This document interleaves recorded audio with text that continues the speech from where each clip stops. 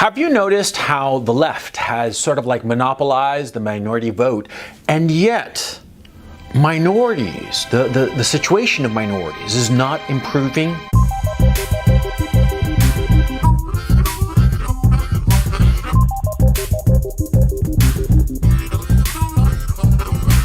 You see this in urban centers where the minorities are the dominant demographic in the big cities in the Western democracies. And these minorities, they all tend to vote in bloc. They all tend to vote 90% for the left-wing parties, right? And so the left-wing parties dominate these urban centers, and yet these urban centers are pigsties in some cases, right? They're complete disasters. And they certainly do not help the minority population. On the contrary, it's like in these great urban centers, things are getting worse all the time. This isn't an accident. This is not an accident. The left learned a lesson from supporting the working class. And more to the point, the left learned the lesson that if they actually help a group of people who politically supports them, that group of people will eventually betray them, like the working classes did. See, the working classes, they used to vote for the left. The poor working classes, the factory workers and whatnot, they used to vote en bloc for the left-wing parties. And what happened? As the economy improved, as the pay of the working classes improved, they started becoming more and more conservative. Of course, because see, if you have absolutely nothing, right? You have $0 in your bank account, you're flat broke. Of course you don't care if somebody else is taxed, because it's not going to affect you, because you don't have anything to tax, right? So if you're poor, if you're flat broke, you're like, sure, tax the rich, I don't care. Tax the middle classes, I don't care. But once you become middle class, and more to the point, once you see that your children could potentially rise up into the upper middle classes or even the upper classes, they might even become wealthy. You might even become wealthy. Well, then you don't want to pay that much tax now, do you? You become a lot more conservative. You become a lot more conservative naturally, and it's not just an issue of taxation, it's an issue of conservatism overall, because if things are going good for you, you don't want to rock the boat, you want to keep on going good, right? Yeah! And that's what happened to the working classes in the 20th century, especially the late 20th century, starting with the deregulation of the economies in the very late 70s, early 80s, under Margaret Thatcher and François Mitterrand and Ronald Reagan. See, the working classes started to rise up, they started to make more money. And of course, they became more conservative, and they started voting conservative. Back before 1979, back in the mid-70s and earlier, the idea of a conservative government controlling any one of the big Western democracies was considered absurd. Everybody knew that conservatism was sort of like dead. But as the economies improved because of deregulation, as more people became wealthier, they became more conservative. As the working classes started doing better, they became more conservative. And they abandoned the left-wing parties. And the left-wing parties never forgot that lesson. Oh no, they never did. Because they saw it. They lived through it. They saw how election after election would be lost because the working classes, their former allies, well, they become more conservative because their lot was better. The situation of the working classes, by improving, by actually fulfilling the dreams that so many left-wing politicians had dangled in front of them, right? They abandoned the left-wing parties. And the left-wing never forgot that, never forgave the working class this betrayal. Oh no. The left-wing parties tried to adjust, especially during the 90s with Tony Blair and Bill Clinton. They essentially pivoted and basically gaining conservative economic programs in order to gain back the working class vote. But quite frankly, they didn't succeed. But they realized that there was another vote that they could get, a vote that also would vote en bloc like the working classes used to. and that was the minority vote. Yeah, the minorities all voted in bloc for various reasons. I mean, each minority group would vote in bloc for different reasons. It's not really important for this video, but the point is that each of them would vote 90% for the same candidate, for the left-wing candidate, for the candidate that would talk to the minorities. And what did the candidates do to the minorities? I mean, how did they speak to them? Oh, very simple. They spoke to them of resentment. See? They spoke to them of their misery and resentment of being in a new country and saying that all the problems that they were facing were not the natural problems that any minority group faces when it moves to a new country. To a new country, a new culture, a new environment. No. They didn't say that this was normal and that the minorities had to adjust to this new environment. They said that the minorities were suffering racism. Yeah, it's the white guy who did it. The white guy's racism. That's why the minorities are suffering. Yeah. I've moved to several different countries in my life, and I've been exposed to new cultures that I've had to adapt to. And it's not an easy process. It's very, very difficult. And in my own case, I wanted to move to these different countries. I moved to France, I moved to Germany, I moved to the UK, now in Holland. And each one of these is a culture shock. Of course it is, and it's difficult. And I wanted to go to these different cultures. I wanted to adapt and learn and become a member of these societies, okay? And of course, I found it difficult. So imagine a minority who is forced to go because of either political problems or, more likely than not, economic problems. Economic problems in their home countries in Central and South America or the Middle East or Africa or wherever. They are forced to leave their homes and go to a strange land. And they get to that strange land, and of course it's very, very difficult. It's very, very different. And what do? They feel resentment and anger and frustration because it's hard to learn the new culture, the new way of doing things. And then all of a sudden, this party comes along. The Labour Party, the Democratic Party, the whatever party, the left-wing party. And they all tell the minority that it's not their fault that they're having a hard time adapting. No, it's the white man's fault. And they should vote for the left-wing party because the left-wing party is going to stick it to the white man, the racist white man. That's what they do. That's what they do. They blame the white guy.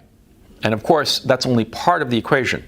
The other part of the equation is that not only are they going to blame the white guy so that they cement the support of the minority, they're going to make sure that no policy is implemented that will actually help minorities. Of course not. Any policy that actually helps minorities would mean that those minorities are going to stop voting for the left-wing party and start voting conservative. Because like everybody knows, as your situation improves, you become more and more conservative. Look at Asians. You don't believe me? Fine, don't believe me, but look at Asians. Look at East Asians in the Western democracies. Yeah, they might say that they're liberal, whatnot, just to, go along to get along kind of thing. But who are they actually voting for? They are voting for the conservatives. Because a lot of these Asians, East Asians, South Asians, they're doing very well in the Western democracies. They're doing very well, and so they start becoming more conservative. They start voting conservative. They start abandoning the left-wing parties. You see? And that's proof. That's all the proof you need that what I'm telling you is more or less on the ball. What about the other minorities? No, you got to keep them down. You got to keep them down. Keep them down. When they try to climb, when they put their fingertips on the ledge to go up, you got to stomp on those fingertips. You got to stomp on them and put them down. Because that's the only way that they're going to keep on voting for the right party, the left-wing parties. Because after all, these left-wing parties, see, they want power. They don't want to improve the lot of the people. They want power. Well, frankly, all politicians are like that, yeah? But the left in particular. Because in the conservative side of the equation, see, people who are naturally conservative, what do they tend to do? The best and the brightest of the conservatives. They tend to go into private enterprise, yeah. They go into business for themselves or they join a company. They're in the private sector. They don't want to be politicians. No, the best and the brightest realize that power is where the money's at. And where's the money? In the private sector. But the left, They want power too, just as the best and the brightest of the right-wing side want power. But they see power as emanating from the state, and so they become politicians. They get into politics, and what do they use their political positions to do?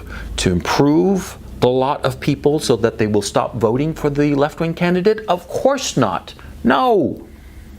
They go into politics to enrich themselves, enrich their families, enrich their cronies, and keep on stomping on the fingertips of the minorities who are trying to rise. You who are a minority watching this video, understand the left-wing parties don't want to help you. Yeah, they only want to enrich themselves. And just look at all the left-wingers, the left-wing politicians, look how they have enriched themselves. Jeremy Corbyn is worth something like £5 million. Nancy Pelosi, the Speaker of the House of Representatives, it was worth like over $100 million, and she's only ever been a politician her entire professional life. How the fuck did that happen, huh? And look at the Biden family, for crying out loud. They're in the middle of this whole impeachment Ukrainian nonsense. And it's really about the fact that old Joe Biden made sure that his idiot son, Hunter, got this sweet gig for $50,000 a month, for crying out loud, to do nothing, a no-show job. Yeah. They're all cronies. I mean, let's not even talk about Clinton and the Clinton Global Initiative, which was basically a pay-for-play scheme whereby foreign governments would give the Clintons boatloads of cash on the assumption that eventually Hillary Clinton would become president. The day after she lost the election of 2016, 95% of her donor base evaporated. Yes, that's the truth. And look it up. You don't believe me? Look it up. Google it. It's out there. All these left-wing politicians, they are corrupt as sin. They want to enrich themselves, enrich their families, enrich their cronies, pay off the people, sprinkle the money around to their whole machinery so that it props them up. And what are they going to do to the minorities? You who are a minority, what do you think they're going to do to you? They're going to fuck you, because they know that if they actually help you, you'll do what the working classes did, the white working classes did before you, which is abandon these corrupt bastards. Abandon them. And they can't have that. Because if you, minority, you abandon these left-wing politicians, and they can't steal. That's what they're all about, for crying out loud. Again, if you don't believe me, look at the evidence. Google any high-profile left-wing name. Any high-profile left-wing politician who's been a career politician. Look how rich they are. They are all rich, rich, rich. Not the millions, the tens of millions, the hundreds of millions of dollars, each and every one of them.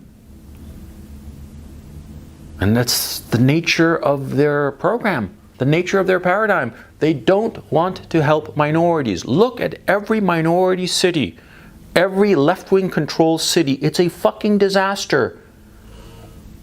And you, minority, you listen to me and you say that, CRP is this conservative pig, blah, blah, blah. He's a bigot, he's an anti-Semite, he's a racist, he's a this, a that, a that. Fine. Fine. Okay, yeah, I'm all those things, but am I wrong? Yeah, that's the question. Am I wrong? No, I'm not. You don't like it? Fuck you. Your problem, not mine. I'm right about this thing. And anybody with just a little bit of common sense recognizes that this is the truth. You who are a minority, you who support a left-wing candidate, a left-wing politician, that politician will never help you. No, on the contrary, he will make sure to keep you down. He will be sure to gut your schools so that your children don't gain any reasonable education to advance in the world.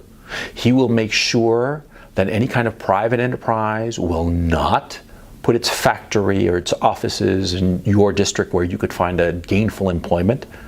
No, he will make sure that you are kept down on the farm, down on the plantation like a good slave. Yeah, a good voting slave. And he will feed your resentment. That's the thing. These left-wing politicians will feed your resentment. They will chuck coal into it and keep it burning bright. Chucking coal, chucking resentment, talking about racism, talking about sexism, talking about the white privilege and all kinds of nonsense that doesn't make any sense at all.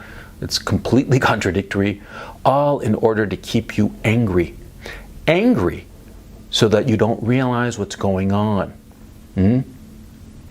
If you think that you're so smart, if you think that I'm fooling you somehow, why don't you look at the politicians who represent you?